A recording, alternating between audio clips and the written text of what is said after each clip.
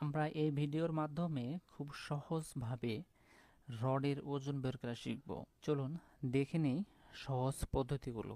এখানে আমরা দুটো সূত্র দেখতে পাচ্ছি। একটা হচ্ছে মিটারের ক্ষেত্রে একটা সূত্র এবং ফিটের ক্ষেত্রে একটা সূত্র। মিটারের ক্ষেত্রে যে সূত্রটা হচ্ছে d²/162.2, মানে হচ্ছে রডের ডায়াকে আমরা 162.2 দিয়ে ভাগ দিলেই আমাদের রডের ওজন বের হয়ে যাবে এবং সেই ওজনটা বের হবে 1 মিটার রডের ওজন। ডি হচ্ছে যেমন 10 মিলি রডের ক্ষেত্রে 10 হবে, 16 মিলি রডের ক্ষেত্রে 16 বসাবো, 12 মিলির জন্য 12 বসাবো, রডের ডায়াটা যেটা থাকে। এবং ফিটের ক্ষেত্রে জাস্ট 532 দিয়ে ভাগ দিতে হবে। চলুন আমরা এখন সূত্রের মাধ্যমে রডের ওজন বের করি। তাহলে 16 মিলি 1 মিটার রডের ওজন হচ্ছে, আমরা এখানে d² জায়গায় 16 বসালাম এবং তাকে 162.2 দ্বারা ভাগ করলে আমাদের ভাগফল আসছে 1.578, অর্থাৎ 1 কেজি 578 গ্রাম।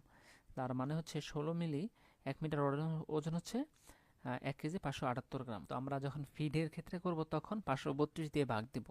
তো এখানে 10 মিলির কারণে ডায়া হচ্ছে 10, এই 10কে স্কোয়ার করার পরে 100কে আমরা 532 দিয়ে ভাগ দিলে ভাগফল আসছে 0.187, অর্থাৎ হচ্ছে 10 মিলি 1 ফিট রডের ওজন হচ্ছে 187 গ্রাম। তো দ্রুব আমরা আরেকটি দেখতেছি, এখানে 16 মিলি 1 ফিট রডের ওজন কত। সেক্ষেত্রে আমাদের ডায়ার জায়গায় 16 বসানোর পর 532 দিয়ে ভাগ দিয়ে ভাগশেষ 0.481 কেজি। তার মানে হচ্ছে 1 ফিট রডের ওজন হচ্ছে 481 গ্রাম।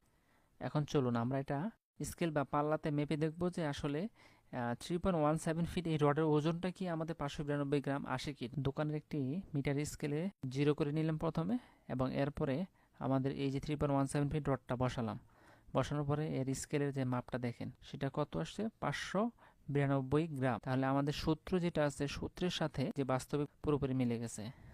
ধন্যবাদ সবাইকে। আমরা খুব সহজেই এভাবে রডের ওজন বের করতে পারি।